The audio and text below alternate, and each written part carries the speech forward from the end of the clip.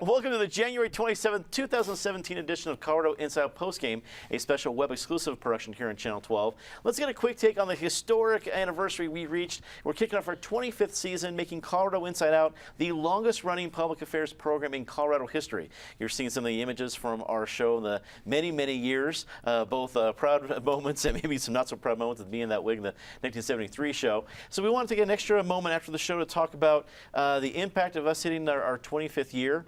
Patty Calhoun from Westward, you were there in the beginning. You're part of people ask, well, who were the original four, or the original panel?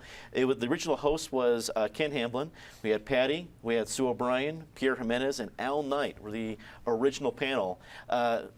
Remembering those days all the way to now, your thoughts? Well, and really, I think the four of us spoke about for 1 minute solid, and Ken Hamblin took 25 minutes for the rest of those original shows. The second season, yeah, it was Peter Boyles coming in, and Peter Boyles was responsible for one of our favorite moments, which was when we went back in time, I think to 1968, and Danny Newsom and I were both protesters, or I can't even remember what we were. But at some point we were talking about birth control, and Peter Boyles called us both sluts. And we started laughing so hard, and Bob Ewigan, remember, was in his army uniform Yes. that didn't fit. We were, we'd already been laughing. We were laughing so hard that it was like the Mary Tyler Moore Chuckles the Clown episode. We couldn't talk again for the rest of the show, which many considered a boon.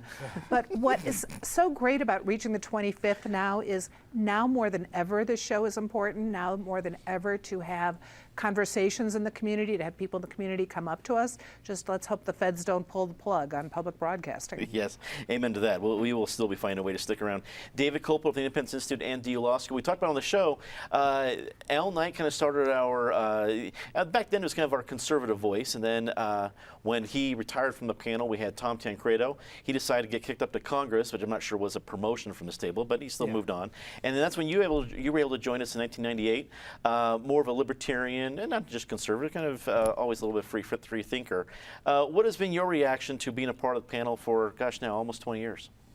Well, it's wonderful, and when one of my daughters was in third grade, it's what does your father do? And she said, well, his job is to tell people what he thinks. So it's nice to do that, but it's, as Eric mentioned on the main show, I think the civility is really important. You know, you can go on, like, you know, the CNN where they have panels of like 8 people, and those are almost all really well-informed people who have something to say. And it's so insanely frustrating to listen to because they're all over talking each other and trying to fight for the time. You know, as people try to think globally and act locally, and you know, some people are feeling like when they're so upset about the new administration is like, well, instead of like watching cable TV and getting upset all the time, I'm going to work on some constructive project in my community, which is a great thing to do. I think we hopefully set a model. If people can talk to each other about contentious issues and listen to the other person before you start expressing your point of view. I mean, this country as a whole could use more listening. Mm-hmm. I wholeheartedly agree. We hear that from viewers out in the community. Usually say, well, I really like you guys don't talk over each other. You're not yelling at each other. We had a fun nickname back in the day. Peter Boyles would call us the McLaughlin Group on Prozac. So it certainly took that as a compliment.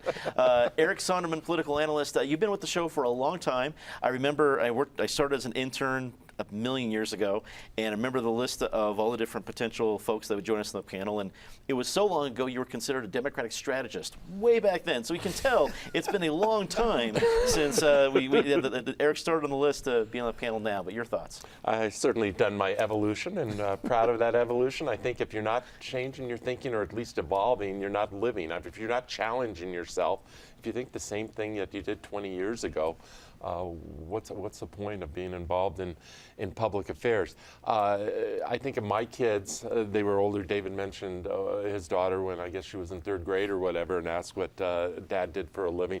My kids as teenagers, and they're now grown and in their 20s, but they were less fond of the show because you do go out in the community and you're going out to dinner, or out to a movie, or running errands with your kids, and you do get recognized on occasion. And and that's fun for the most part, but I think the kids would roll their eyes. My daughter has a patented eye roll now whenever we're together and somebody recognizes me from the show. So to viewers out there, when we're together, please keep that up because I enjoy the eye roll. My other favorite memory, this is now 4 or 5 years ago, and Elizabeth Warren was in the news, and I said something rather harsh about her use of Native American status and credentials and whatever. And one of the toughest letters I've received was from no one other than David Koppel's mother, Dolores, who took exception to that. And it has been in the last 4 or 5 years. My mother's also a regular viewer of this program. I've been trying to get her to fire a shot and write a tough letter to David, and it hasn't yet worked. Give it time. Give it time. We're going to find something there. Rounding out the panel this week, Penfield Tate, attorney with Cutac Rock, also a longtime state lawmaker. We talked about on the show that you probably would have had a longer history with the show, but you were busy trying to adjust all the topics that we'd be talking about here on the panel.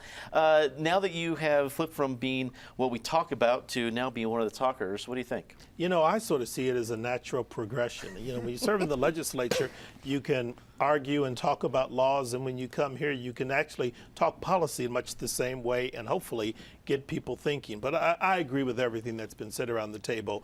The two thoughts that really stand out to me is particularly when I see how this administration, 7 days in, has just been assailing the press and the media for, no good reason. And I'm a person who doesn't agree with everything I hear and see on TV, but I agree that people ought to have the right to say it and think whatever they want.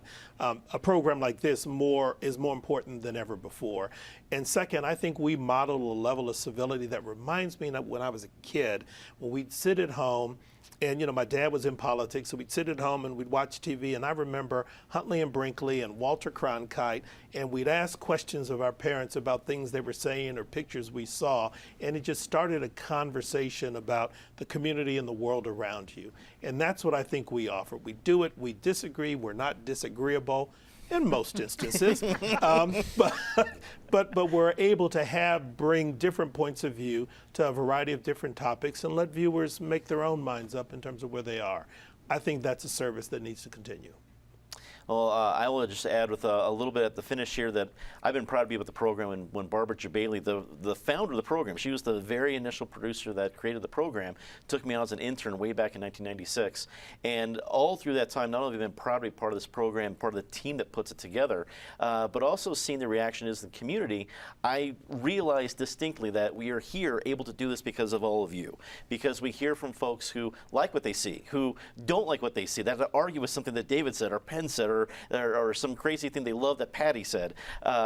All of that comes to the fact that we have support from all of you in the community. So we are grateful for that. Thank you for making these now going to our 25th season possible. And here's to another 25 more.